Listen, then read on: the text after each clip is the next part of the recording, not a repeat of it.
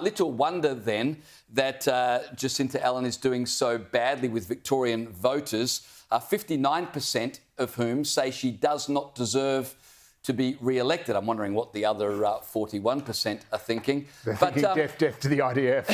Yeah, probably.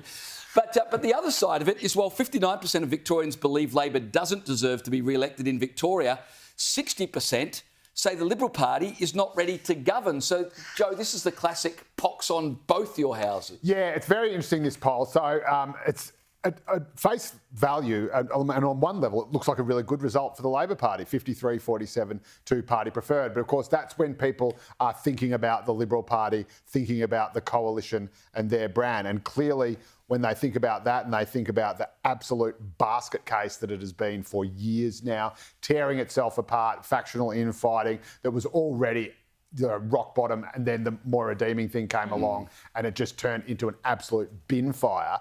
And so in a poll like this, for example, so preferred premier by that measure, right, usually even when a party is right down on its knees, you will have the existing premier as preferred premier, because voters just instinctively think, well, there is no other premier. How could the opposition leader's never been premier? Yeah. How can I say they're the preferred premier? So almost a better the devil you know kind of thing.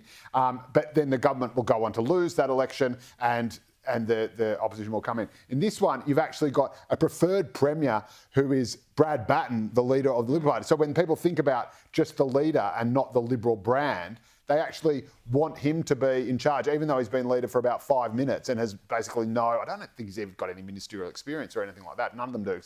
He was police minister, I think. Was he a long time? Long time ago. Yeah. And so they think, yep, all right, we're going to, we're going to back this guy. But as soon as they think about the Liberal Party, it instantly turns absolutely toxic. And this is a problem not just for the Libs, but for the Labor Party, because the Labor Party's best chance of actually renewing, putting all the bad old days of the Dan Andrews misery behind it and getting, a more moderate someone from the Labor right in the leadership. And again, the left runs everything in Victoria at the moment. If Jacinta Allen looks like she's going to get up as premier, well, then she continues as leader, obviously. And if she gets re-elected, the state goes...